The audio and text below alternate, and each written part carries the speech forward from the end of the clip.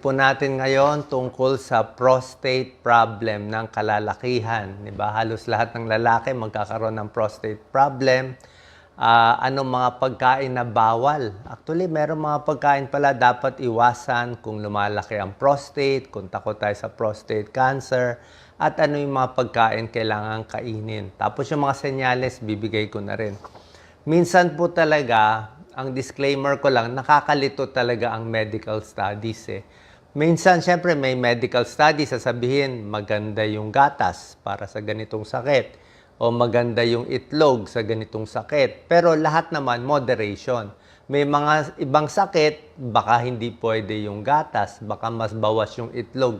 Depende nga sa sakit. Ano ba to? Sakit sa puso, buto ba gusto mo, o sa prostate. So, in moderation, baka bawas kain ito, dagdag kain ito. Kasi nga yung pag-aaral, hindi naman 100% based on medical studies tsaka yung pag-aaral natin.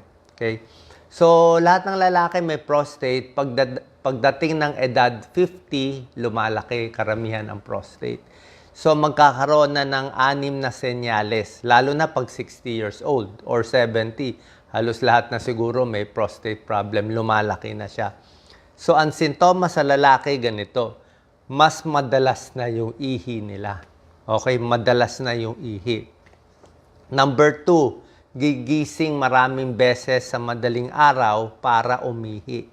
So, yan, sign of prostate problem yan. Number 3, masakit. Mahapdi habang umiihi. Usually sa gitna ng ihi.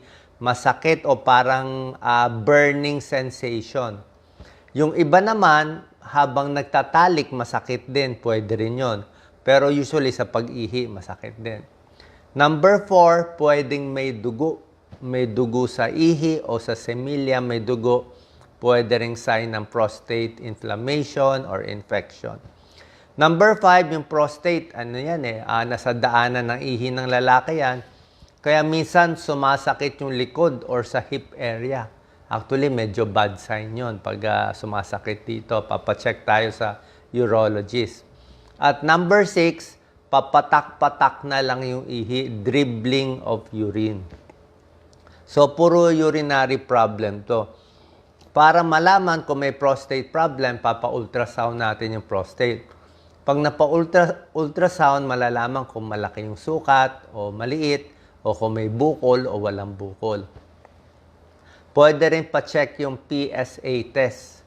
Okay, may blood test to. Ma-check ito for, for prostate cancer. Minsan din, ang urologist, ina-examine din. Sinusundot dito sa puwet, nakakapare ng urologist, ng doktor kung matigas ba, normal ba, o may problema sa prostate. So, kukwento na natin ano yung pagkaing iiwasan kung ang prostate nyo ay lumalaki. Halos lahat ng lalaki, 50, 60 and above, lumalaki ang prostate, may sintomas kayo. So, iwas kung malaki ang prostate, tawag dyan, benign prostatic hypertrophy, or prostate cancer, kinakatakutan natin. Tulad ng sinabi ko, itong mga pagkain to may pros and cons. Pero kung prostate ang main problem natin, ito yung mga iiwasan, babawasan, at mamaya yung mga dadamihan. Number 1, worst foods for prostate health ay mga red meat. Karne pa rin talaga. Baboy, baka, kahit beef, mga steak, hindi pwede masyado marami. Konti lang. Nakita kasi talaga sa pag-aaral basta maraming red meat, siguro maraming taba, mas mataas ang risk for serious prostate cancer. Advanced prostate cancer.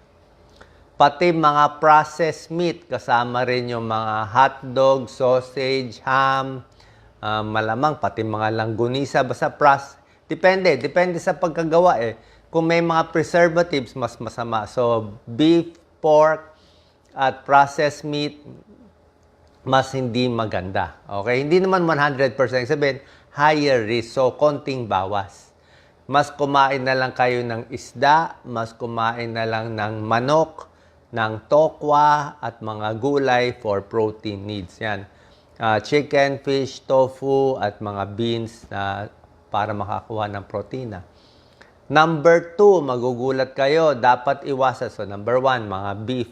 Number 2, dapat iwasan gatas. Alam ko, healthy ang gatas eh. Healthy ang gatas, pampalakas ng buto, pampalakas ng muscle, kompleto yung gatas. Kaya lang, kung takot tayo sa prostate problem, yung mga ang kalaban kasi taba eh. May gatas na full cream milk o full fat na milk. Okay? So, yung mga high-fat na dairy products ng mga milk, mga queso, talagang mga very rich, hindi rin maganda. Ito. May pag-aaral, nakita nila, pag malakas kumain ng mga full cream na dairy products, tumataas yung cancer risk ng prostate by 9%.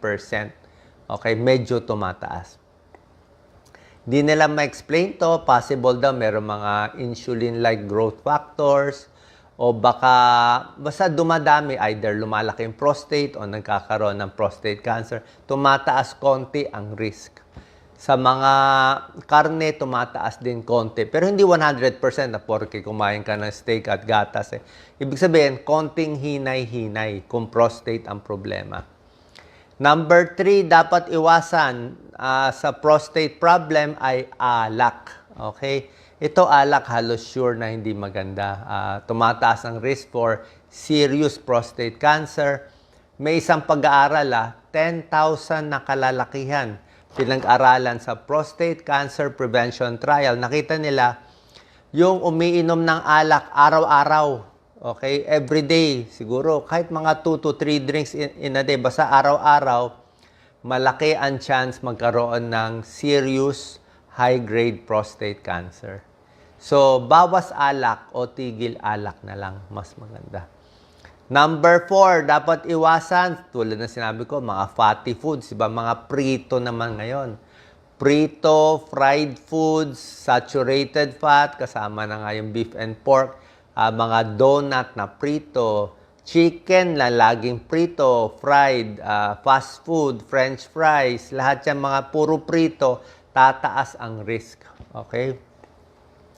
Pero syempre, kumpara sa pagkain, pati paninigarilyo, mas masama yung paninigarilyo. Pero yung food, nakakataas din konti. Ito, may mga meta-analysis na pag mahilig sa fried foods, 35% increase ng prostate cancer risk.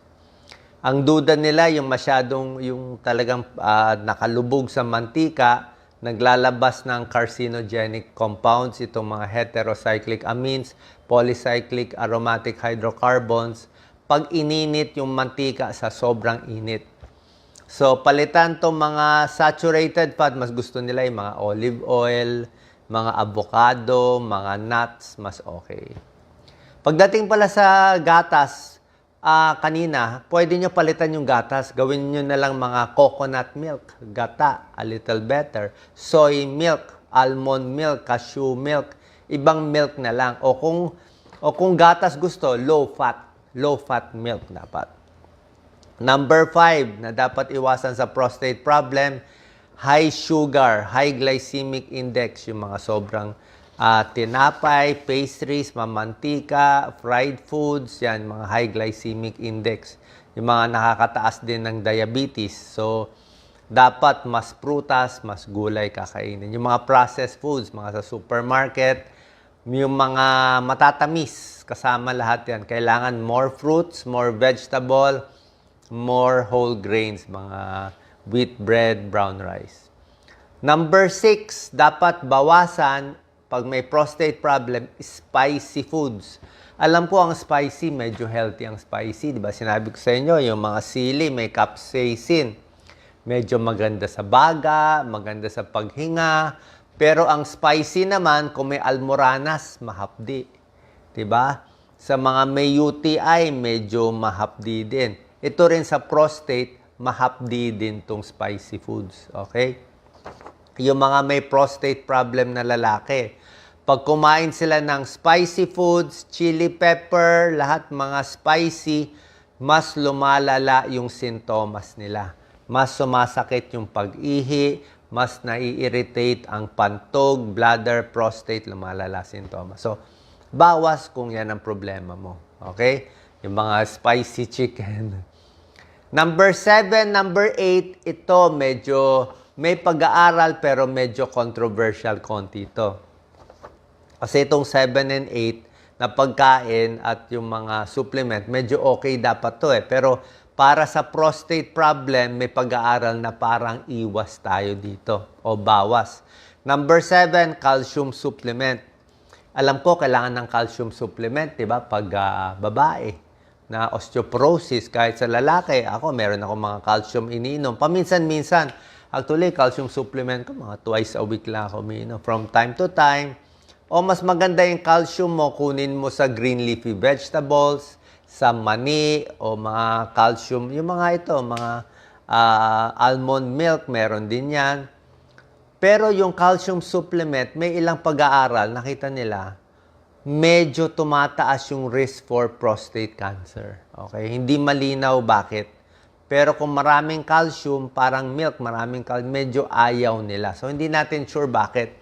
Eh, yan ang sinasabi ng pag-aaral. So, ibig ko lang sabihin, ingat na lang sa calcium supplement sa mga lalaki. Doon na lang kunin natin sa gulay, sa mani, tsaka calcium fortified foods. Okay? Hindi pa naman 100% to eh. Number 8, itlog. Okay? Katulad ng itlog, very controversial. Sinabi ko sa inyo, healthy ang itlog, may protina yung itlog. Diba? Yung egg white, walang problema. Ang issue natin, yung egg yolk eh. Yung egg yolk, medyo hinay-hinay kung may cholesterol. Mataas ang, may takot kayo sa sakit sa puso. Diba? Pero kung mahirap, walang makain, kailangan mo ng murang protina, pwede kumain na itlog. 1 to 2 eggs a day. Sa tingin ko, kung healthy ka, walang problema yan. Kung walang pera, kailangan mo pampalakas. Pero, yun na nga sinasabi ko, pag heart problem or cholesterol problem, mga 3 to 4 eggs per week lang. O kundi, egg white lang. Eh ngayon, may pag-aaral din sa prostate. Ang ayon sa pag-aaral sa prostate, pag kumain ng 3 itlog kasama yung egg yolk, 3 eggs per week, parang, parang allegedly tumataas yung serious prostate cancer. Medyo may isang pag-aaral nakikita bakit tumataas yung risk for prostate cancer. Although, nilagyan ko ng malaking question mark tong egg kasi hindi pa sigurado eh. Doon kasi sa study, medyo may problema din. Nakita nila, yung mahilig kumain ng itlog ay mas matataba at mas hindi rin nag-exercise. So, baka yun ang factor. Baka mataba sila, hindi nag-exercise kasi risk factor din yon. Pagiging overweight, masama sa prostate. Kulang sa exercise, masama sa prostate. Kaya itong eggs ay siguro 3 times in a week lang, pwede na. Konting hinay-hinay sa fried egg, siguro hard-boiled egg, pwede na. Okay? Pero ang mas sure na dapat iwasan sa prostate, red meat, especially beef, processed meat, bawas-bawas, dairy, full cream milk na gatas, alak, fried food, saturated foods, yan talaga mas bawal. Okay? Ano naman ang good foods for the prostate? Yung mga dapat nyong kainin. Siyempre, lahat ng gulay. Especially cruciferous vegetable. Ito yung mga broccoli, cabbage. Yan talaga, mga magaganda. Nababawasan ang prostate cancer by 20%. Gulay lang, oh. Pero gulay lang, bawas ang prostate cancer mo 20%. So, maggulay na lang tayo. Kamatis din, number 2. Okay, may lycopene, nakakababa din ng prostate cancer. Green tea, tsaa, green tea, pwede. Oily fish, isda. Carrots, pwede rin. Yan, carrots, oily fish, tomatoes, green tea. Tapos, syempre, lifestyle, exercise, and weight reduction. Pag may problema sa prostate, syempre, kailangan mag-consult tayo sa urologist. Kahit tayo, nagko-consult sa urologist. Meron sila nire-resetang gamot. Mga dutasteride, finasteride, may tamsulosin, yan ang binibigay pampaliit ng prostate. Ang doktor nila lang mag-re-reseta niyan. Pero usually, safe ba itong mga gamot? Itong mga Duodart, Avodart, dutasteride, finasteride, tamsulosin. Sa pag-aaral, pinapainom siya, may study 6 months pinapainom. May study 1 year. May study 4 years. Okay? Yung isang pinakamalaking study, 4 years. Reduced trial ang pangalan. So, dun sa 4-year study, nakita nila, mas hindi na operahan sa prostate, yung umiinom ng gamot, mas nabawasan yung sintomas, mas nabawasan yung laki ng prostate, na lessen yung sintomas. Although yung risk for prostate cancer, hilaw. Ibig sabihin, parang bumaba, parang tumaas, hindi sure. Hindi sure. So, itong mga gamot na to, binibigay lang to, pampaliit ng prostate para mawala yung sintomas. Pero sa prostate cancer, hindi pa malinaw kung nakakasama, nakakabuti, hindi natin sure. So, para sa akin, sundin pa rin payo ng doktor. Usually, daily itong gamot. Ako nga, ina-adjust ko na lang eh. So, tingnan rin natin. So, yung doctor nyo magde-decide nito. Pero sa tingin ko naman, sa normal dose for 1 year, 2 years, may tulong itong mga gamot na to. Kaysa hindi makaihi. Pag hindi makaihi, ma-operahan pa. Mas delikado pa yon, di ba? Mas mahirap. Baka ma-heart attack pa sa hindi pag-ihi. Tsaka may side effect tong mga gamot na to. Actually, itong side effect, ang gusto nyong side effect. Merong good side effect ang dutasteride, finasteride sa mga lalaki. Kumakapal ang buhok. Yun. Actually, minsan binibigay itong dutasteride, finasteride, pampakapal ng buhok kahit walang problema sa prostate, especially sa kalalakihan. So, sana po nakatulong itong video. Mga bawal kainin, bawas-bawasan, yung mga dapat kainin, damihan, at consult tayo sa urologist. Siyempre, sa lumalaking prostate, at bantay din tayo sa prostate cancer. Yan ang binabantayan nating mga kalalakihan. So, sa mga misis, ituro natin to sa inyong mister. God bless po.